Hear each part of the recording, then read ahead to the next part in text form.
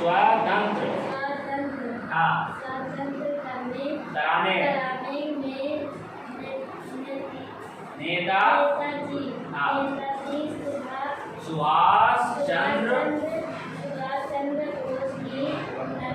अहम ठीक। दूसरी चीज नाक का इस्तेमाल सिर्फ ना वाले शब्दों में करना है, सभी में नाक का इस्तेमाल नहीं होना है। चलो तुम पढ़ के सुनाओ पहला है बोलो नहीं आजादी की लड़ाई को एक नया मोड़ देने और भारत को स्वतंत्र कराने में नेताजी सुभाष चंद्र बोस की अहम भूमिका थी। नेताजी बस आ रहा बात समझ में। अब देखो ये 7th में है तो 9th में हो, मैटर समझ में आ रहा है। दिक्कत क्या है कि तुम लोग रीडिंग ना करते हो और ना ही लोग करवाने में जोर देते हैं। सबसे बड़ी चीज है सिर्फ रीडिंग। कहीं भी जाओ क्या सीखना है? रीडिंग सीखना है। तुम कौन सा क्लास में हो? 8th में। चलो आगे पढ़ो वहां से। नेताजी सुभाष चंद्र बोस, यहाँ से पढ़ो। नेताजी सुभाष चंद्र बोस स्वतंत्रता। यदि शब्द ना पढ़ने आए बड़े आराम से स्वतंत्रता। अब इसको स्वतंत्रता संग्राम हाँ अग्रणी नेता थे। द्वितीय विश्व युद्ध के दौरान अंग्रेजों के खिलाफ लड़ने के लिए उन्होंने आजाद हिंद फौज का गठन किया। आजाद हिंद फौज का गठन किया। अब रुक जाओ, यहाँ पर एक चीज और सीखना है। आजाद हिंद फौज का गठन किसने किया? नेताजी सुभाष चंद्र। एक जीके हुआ, क्या हुआ ये याद रखना है। कब गठन किए थे ये? कब गठन किए थे? द्वितीय विश्व युद्ध के दौरान। जब द्वितीय विश्व युद्ध की बात चल रही थी उस समय नेताजी सुभाष चंद्र बोस ने आजाद हिंद फौज का गठन किया। ये जो लिखा हुआ है, द्वितीय विश्व युद्ध के दौरान अंग्रेजों के खिलाफ लड़ने के लिए उन्होंने आजाद हिंद फौज का गठन किया। अब ध्यान दो, जब कभी कोई भी बुक में कुछ भी पढ़ते हो तो वहां से उसको बोलते हैं ना, यदि बड़े क्लास में जाओगे तो बोलते हैं उसको कीवर्ड्स बोलते हैं कि उस लाइन में जो इंपॉर्टेंट बात था वो क्या था। द्वितीय विश्व युद्ध, अंग्रेजों के खिलाफ सुभाष चंद्र बोस तो पढ़ ही रहे हैं, क्या गठन किए थे? आजाद हिंद फौज का गठन किए थे। तो कैसे याद करोगे? आजाद हिंद फौज, नेताजी सुभाष चंद्र बोस अंग्रेजों के खिलाफ द्वितीय विश्व युद्ध के समय। मैटर समझ में आया? तो इसको बोलते हैं कि पढ़ने के बाद उसमें से क्या निकाल के दिमाग में रखना है। मैटर समझ में आ रहा है? कुछ आ रहा है समझ में? क्या समझाओ? बोलो उसी लाइन को बोलो।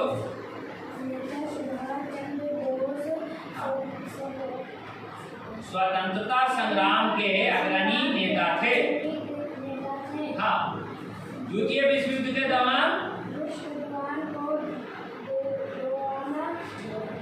अंग्रेजों के खिलाफ लड़ने के लिए उन्होंने आजाद हिंद फौज का गठन किया। ठीक है, अब रुक जाओ। अब हम इतना जान गए, इतना पढ़े तो माइंड में ये करेंगे कि हाँ, आज़ादी की जब लड़ाई की बात कही जाएगी तो वहाँ पर स्वतंत्रता के लिए सुभाष चंद्र बोस का भी नाम सबसे अग्रणी नेताओं में से आएगा।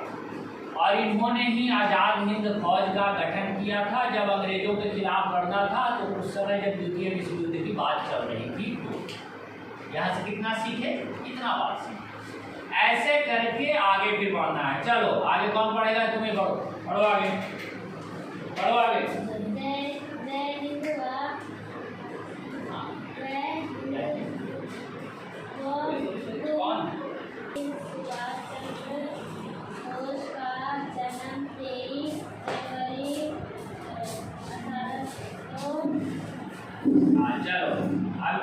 सीखे यहाँ पर आगे कि जय हिंद व तुम मुझे खून दो मैं तुम्हें आजादी दूंगा।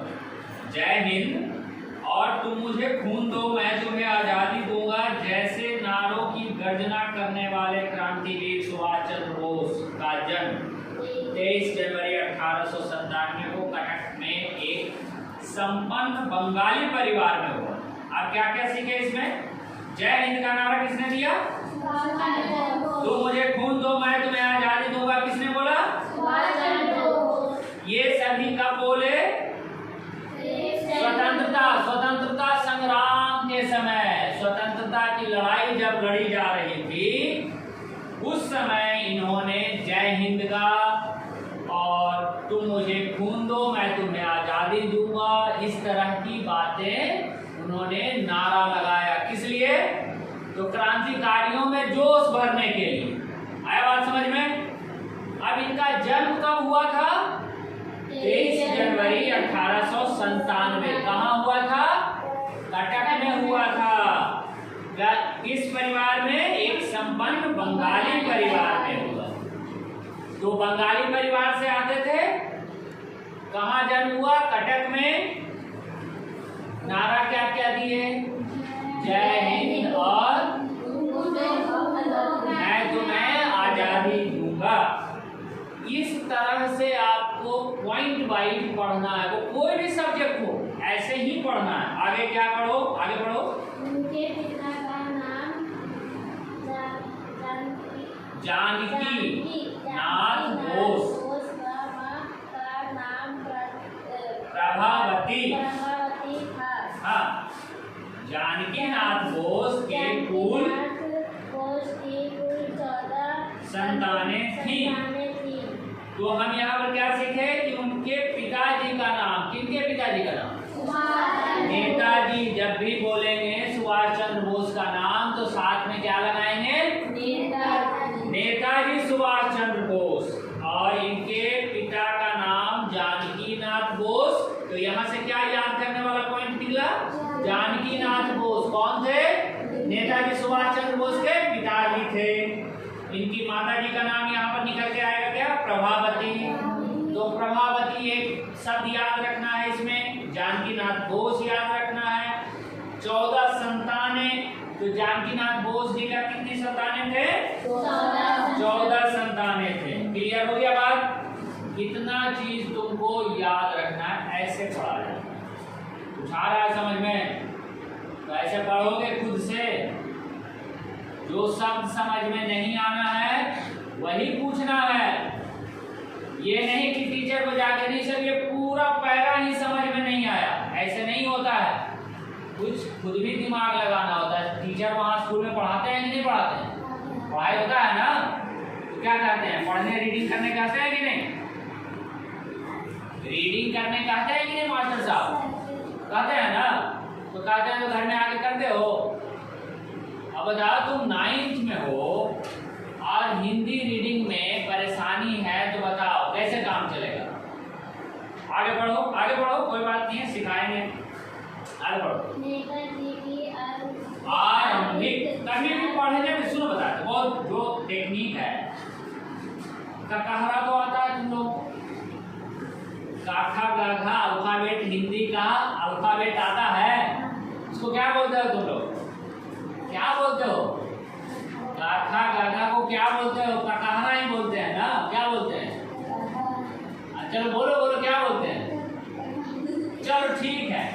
तो जैसे देखो मान लिया जाए इसमें क्या यही है ना, हर्ष इकार दीर्घ इकार की मात्राएं। तो हिंदी में क्या है? मात्राएं याद रखना है। मात्राओं को कैसे बोला जाता है वो याद रखना है। अब यहाँ पर क्या तुमको आरंभिक, आरंभिक यही दिक्कत हुआ ना नेताजी की। हाँ आगे शिक्षा। हाँ एक अंग्रेजी स्कूल में हुई। तो नेताजी की आरंभिक शिक्षा कहाँ हुई? कटक के एक अंग्रेजी स्कूल में। आगे इसके पश्चात उनकी शिक्षा कलकत्ता के प्रेसिडेंसी, कलकत्ता के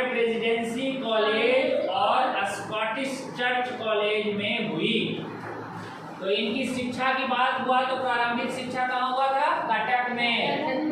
बाद में इन्होंने कहाँ किया? कलकत्ता में आए और प्रेसिडेंसी कॉलेज में, फिर उसके बाद स्कॉटिश चर्च कॉलेज में शिक्षा ग्रहण की। आगे उन्होंने कहाँ गया पढ़ने? उन्हें इंग्लैंड के कैम्ब्रिज विश्वविद्यालय में भेजा गया। बाद में वो कहाँ गए पढ़ने के लिए? कैम्ब्रिज विश्वविद्यालय। तो ये सारे कीवर्ड्स याद रखने हैं, बड़े आराम से समझने हैं पढ़ते समय। मैटर समझ में आया? प्रारंभिक शिक्षा कहाँ हुआ? कटक में हुआ। फिर वो कलकत्ता चले गए प्रेसिडेंसी कॉलेज में, प्रेसिडेंसी कॉलेज याद रख दिया। फिर उसके बाद कहाँ चले गए? नहीं, एक और कॉलेज था ना, स्कॉटिश चर्च कॉलेज जो है। इसके बाद लंदन गया, लंदन में, इंग्लैंड को ही लंदन बोल देते हैं। इंग्लैंड में जो है कैम्ब्रिज विश्वविद्यालय में भेजा गया। तो जब आप पढ़ते हो तो इतना ध्यान पूर्वक पढ़ना है। बात समझ में आ रहा है? हम वो चीज सिखा रहे हैं कि हर समय शिक्षक मौजूद नहीं होते हैं, खुद से भी पढ़ना होता है। तो रोज के कितने पेज पढ़ने हैं? 27 पेज। तुम्हारा कौन क्लास में हो तुम? तुम्हारा 8 गुना 3 कितना हुआ? 24। तो तुमको रोज का 24 पेज पढ़ना है। आ रहा बात समझ में? तुम कौन क्लास में हो? 7th में। तो कितना पेज हो जाएगा तुम्हारा? 21 पेज। बात समझ में आ रहा है? तुम्हारा 12 पेज आएगा। चलो ठीक है, जिसका जितना हिस्से में आ रहा है ये करोगे। सिर्फ 6 महीना आदत बनाओ, 6 महीना 7 महीना में धीरे धीरे आदत लग जाएगा पढ़ने। चलो आगे बढ़ो। चलो ये इसका रीडिंग देखो। चलो तो पढ़ो। वह ऐसा समय था जब भारत पर ब्रिटिश लोगों का शासन था और ऐसे में भारतीयों के लिए सिविल सर्विस में परीक्षा पास करना बड़ा कठिन काम हो जाता था। किंतु ऐसे में भी उन्होंने सिविल सर्विस की परीक्षा में 4था स्थान प्राप्त किया। इस प्रकार कह सकते हैं कि बहुत जी शुरू से ही मेधावी छात्र थे।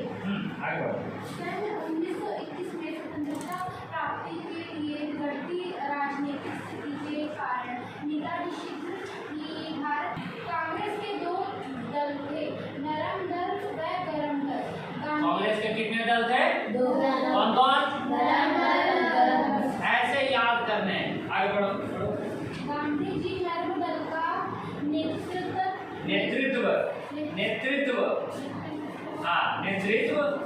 कर रहे थे।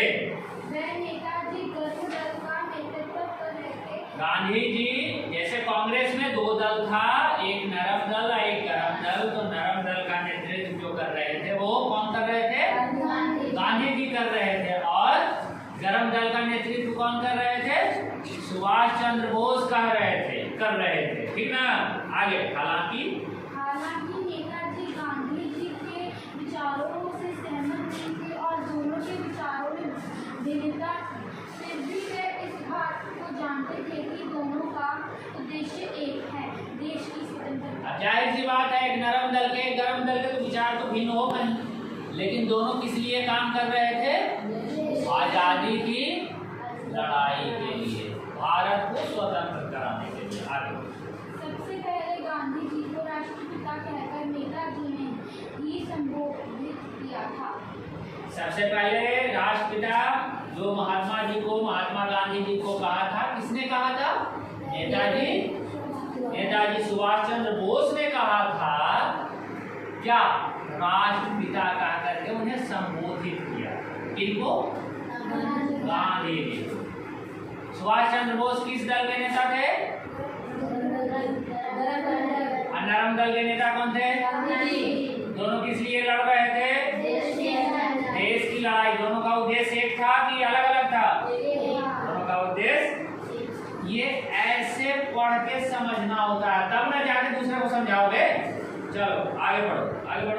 सन 1900 और 1938 में 1938 में भारतीय राष्ट्रीय कांग्रेस का अध्यक्ष चुने जाने पर उन्होंने राष्ट्रीय आयोग की स्थापना की तथा एक बार फिर नेताजी ने गांधीवादी प्रतिद्वंदी प्रतिद्वंदी को हराकर विजय प्राप्त की।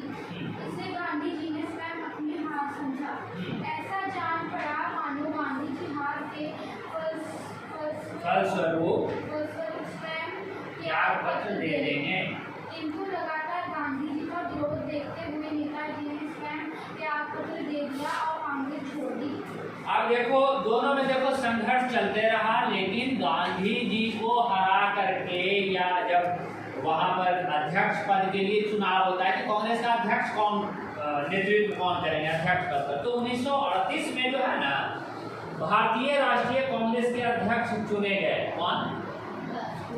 नेताजी सुभाष चंद्र बोस। उन्होंने राष्ट्रीय आयोग की स्थापना की तथा एक बार फिर नेताजी ने गांधीवादी प्रतिद्वंदी को हराकर विजय प्राप्त।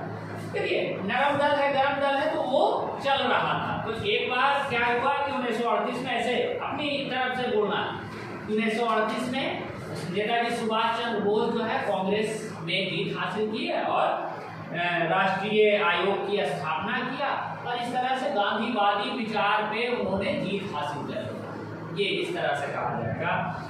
और इसे गांधी जी ने स्वयं अपनी हार समझा। गांधी जी ने हार अपना स्वीकार भी किए।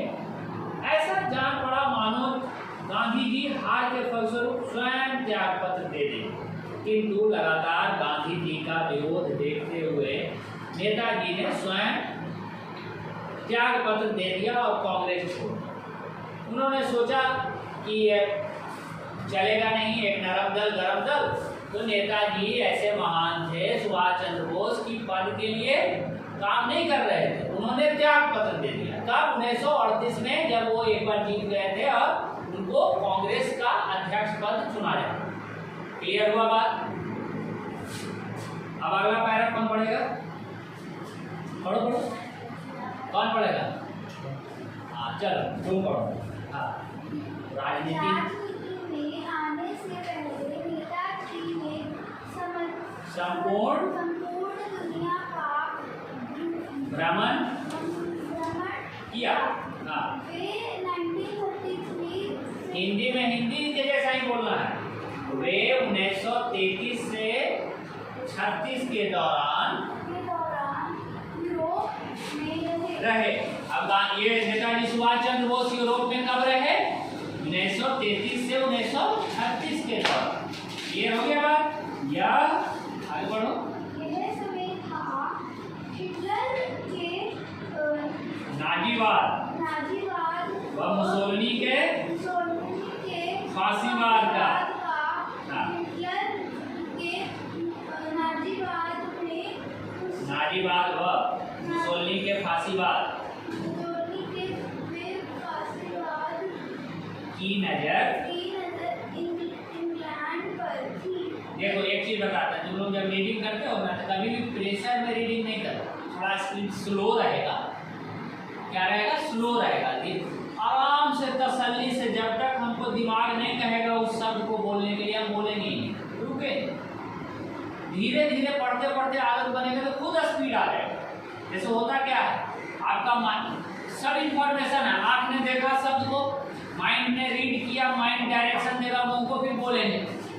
तो पहले इसमें टाइम लगेगा। जब आपको स्पीड नहीं रहेगा तो आराम से, जैसे हिटलर के नाजीवाद व मुसोलिनी के फांसीवाद का। हिटलर के नाजीवाद व मुसोलिनी के फांसीवाद की नज़र इंग्लैंड पर थी। वे इंग्लैंड से अपना बदला लेना चाहते थे। यदि मान लीजिए आपको पढ़ने में दिक्कत हो रहा है तो स्लो हो जाए, जल्दी पढ़ने के चक्कर में ही गलती होता है। बड़े आराम से देखो, आराम से बोलो। मैटर समझ में आया? जिसका स्पीड है वो स्पीड में पढ़ो, बोलो। भारत पर भी अंग्रेजों का कब्जा था। हाँ नेताजी का मानना था कि स्वतंत्रता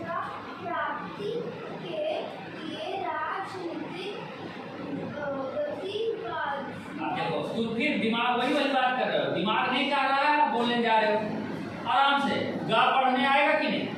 ग पढ़ लोगे, ती पढ़ोगे कि नहीं? बी भी पढ़ लोगे, तो सारा तो पढ़ ही लेते हो।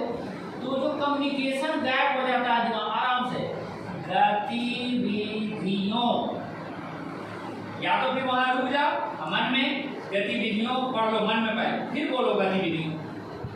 ये जब आप रीडिंग कम करते हो, रीडिंग की हैबिट कम होता है, तो ये गलतियां होती है। जब आप बार बार रीडिंग करोगे तो बड़े आराम से तुम लोग सीख सकते हो। और सबसे पहला ध्यान है सिर्फ रीडिंग और कुछ नहीं। रीडिंग नहीं करोगे, रीडिंग नहीं सुधरेगा, आपको पढ़ाई का कोई महत्व नहीं। डिग्री आप ले लो, मैट्रिक पास कर जाओ, 12th कर जाओ, 11th कर जाओ, कोई फायदा नहीं है डिग्री लेने का। हिंदी, अंग्रेजी, संस्कृत, उर्दू, फारसी, अरबी, जिस भी भाषा का, सारे भाषाओं को रीडिंग आना जरूरी है, जिस भाषा में आप पढ़ते हो। अब पंजाबी आप पढ़ते हो, पंजाबी मीडियम है आपका, अब पंजाबी रीडिंग ही नहीं करने आ रहा है, तो फिर पंजाबी में साइंस का क्या महत्व हो जाएगा? तो पहले क्या करना है, हिंदी मीडियम वाला खूब हिंदी रीडिंग करो, इंग्लिश मीडियम वाले खूब इंग्लिश रीडिंग करो, पंजाबी मीडियम वाले खूब पंजाबी का किताब पढ़ो। वो बेशक पंजाबी का कोई भी किताब हो, पेपर पढ़ो, न्यूज पेपर पढ़ो, कुछ भी पढ़ो। उर्दू मीडियम किसी का है तो खूब उर्दू पढ़ो। आज समझ में आ रहा है? तो जो मीडियम आपका है उस मीडियम की किताबें आपको पढ़ना पड़ेगा। अब तुम लोगों का अंग्रेजी मीडियम है ना, तो इंग्लिश मीडियम में किताब को खूब रीडिंग करो। आज समझ में आया? चलो आगे पढ़ो, पढ़ो आगे। अब कौन पढ़ेगा? तुम लोग करोगे रीडिंग, उसको करो, उसको करो। सन 1934 में कहाँ पर आ गए थे हम लोग? हाँ, वे इंग्लैंड से अपना बदला लेना चाहते थे। यहाँ पर ऊपर में तीसरे लाइन पे वे, मिला कि नहीं मिला? ऊपर में और ऊपर, हाँ पढ़ो पढ़ो। वे इंग्लैंड से, तो उसको मिल नहीं रहा, मिला? हाँ बोलो। वो इंग्लैंड से अपना बदला लेना चाहते थे। भारत पर भी अंग्रेजों का कब्जा था। नेताजी का मानना था कि स्वतंत्रता, हाँ स्वतंत्रता, जो शब्द नहीं आए उसको 2 बार लिखना है, 4 बार पढ़ना है, फिर याद हो जाएगा। स्वतंत्रता, स्वतंत्रता का मतलब क्या? आजादी। स्वतंत्रता का मतलब आजादी। आजादी। प्राप्ति के लिए राजनीतिक गतिविधियों के साथ साथ कूटनीतिक व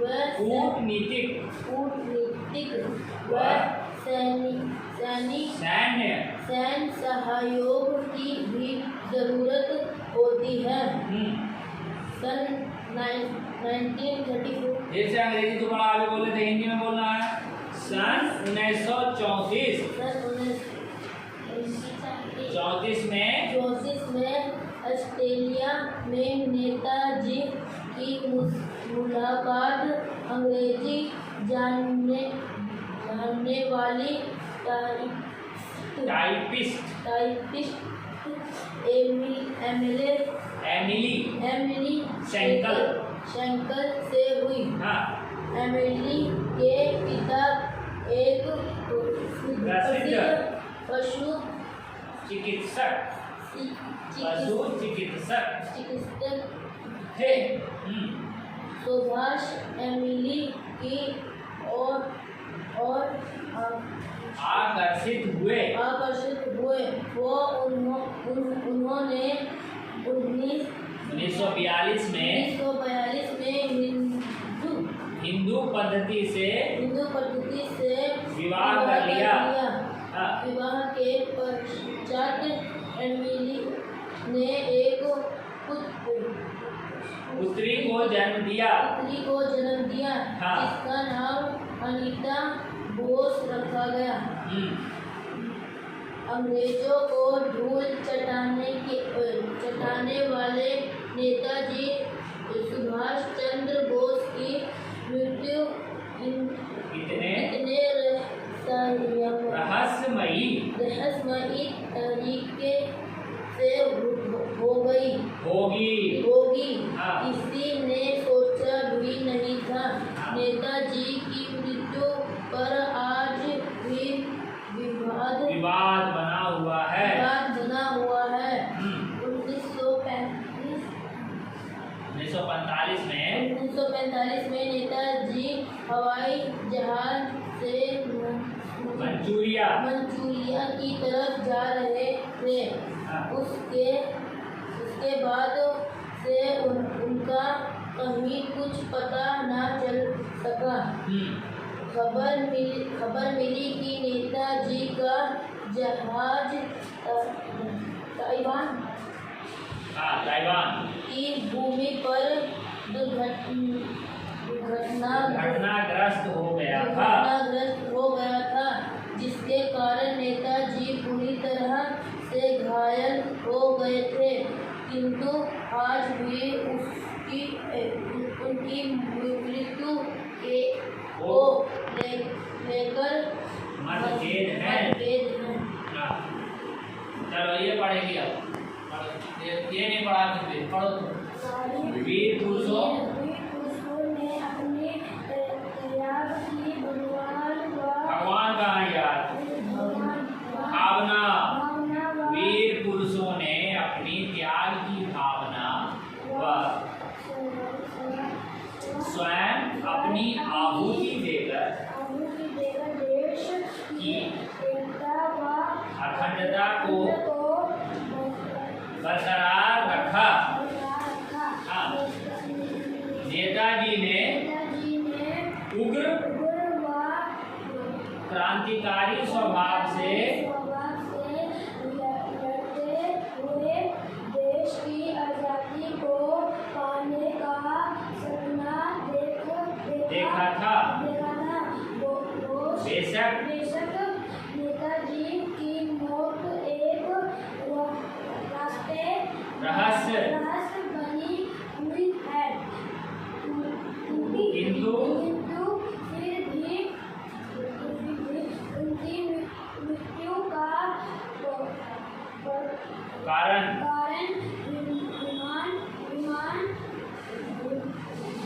विमान दुर्घटना ही माना जाता है। आज भी नेताजी के नारे जय हिंद व कदम कदम बढ़ाए जा गीत हमारे कानों में गूंज रहे हैं। बात समझ में आया कि तुम लोगों को रीडिंग कितना कमी है रीडिंग में? तो जब तक रीडिंग नहीं करोगे कुछ नहीं होना। ये देखो नींद मार रही है, कोई बात नहीं, सोने दो कोई बात नहीं। किताब लेने के बाद नींद आ ही जाता है, कोई बात नहीं। देखो कुल मिला करके है, खेल में नहीं पढ़ोगे, रीडिंग नहीं करोगे, चीज़ों को नहीं समझोगे तो नहीं होगा। स्कूल में जाते हो, कितना समय कहाँ देते हो? स्कूल कौन सा स्कूल है? उठते कितने बजे हो? हाँ, फिर 5 बजे उठ के क्या करते हो? अच्छा, नमाज पढ़ने जाते हो। फिर कितने बजे आते हो? फिर नमाज पढ़ते हैं? अच्छा, तो 2 घंटा वहाँ लगाते हो। फिर तुम्हारा साइंस और मैथ कब फिर पढ़ोगे? सुबह उठ करके तो साइंस मैथ पढ़ना चाहिए, नहीं? देखो भाई, मेरा जो मानना है कि जब तक आप साइंस मैथ नहीं पढ़ोगे, कंप्यूटर के बारे में नहीं सीखोगे, तो फिर कैसे काम चलेगा? बताओ। नहीं? अरे चलो ठीक है, 2 घंटा उधर लगाया, उसके बाद हाँ, फिर हाँ, स्कूल जाते हो। फिर स्कूल के बाद अरे वहाँ पर पढ़ाई के बाद कितने बजे छुट्टी होता है? 2 बजे छुट्टी होता है। फिर आ जाते हो घर। फिर क्या करते हो? खाओगे, सोते हो गए 1 घंटा। अरे यहाँ पर आ जाते हो। फिर इसके बाद जाओगे, फिर क्या करोगे?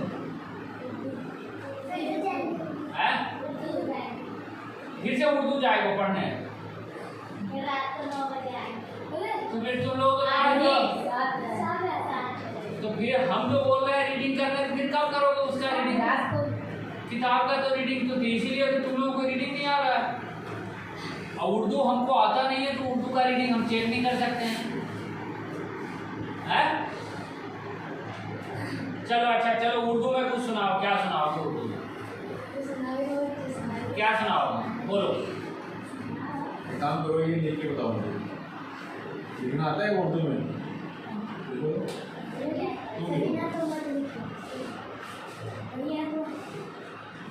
उर्दू के अल्फाबेट कितने होते हैं?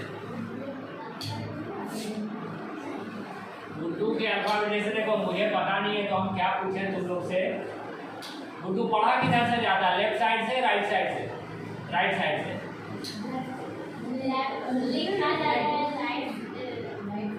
तुम लोग को इतना बड़ा कंफ्यूजन है।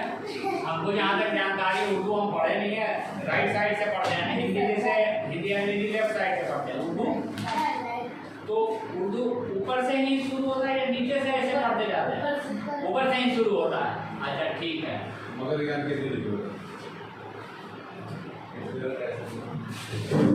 कैसे लिखा जाता है? मगर ज्ञान कैसे लिखोगे? देखिए, इन लोगों को जो ज़्यादा जरूरी है, रीडिंग नहीं करवाइएगा,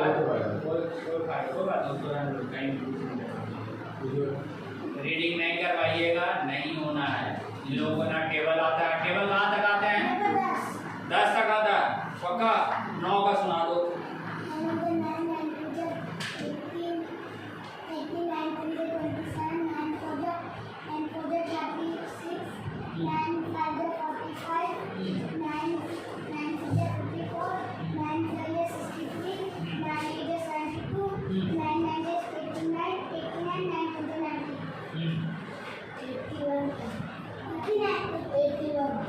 हाँ ठीक है, ये गलत है जो भी है। सबसे पहला चीज तुमको हम सिखाए थे कि रोज लिखना है टेबल, वो लिख रहे हो? रोज हम लिखने का आते हैं, तुम लोगों को लिखने का मिल गया, टाइम नहीं है तुम लोगों का, फिर कैसे पढ़ाओगे? आप ही सुनाओ 9 का टेबल, छोड़ो 8 का सुनाओ। 8 का टेबल देखो इन लोगों को आते के साथ सबसे पहले रीडिंग चेक करिए, एक ही पैरा चेक करिए, एक पैरा चेक करिए। उसके बाद जो है राइटिंग चेक करिए। राइटिंग उतार करके लाने के लिए कि घर से उतार के लाओ। क्या राइटिंग में क्या होगा? राइटिंग में जैसे कोई चैप्टर है ना, कोई चैप्टर है उसको लिख कर लाएगा कॉपी। रोज रीडिंग करवाइए, रोज राइटिंग करवाइए। कोई चीज़ देखना है, उतार करके ही तो सीखना है।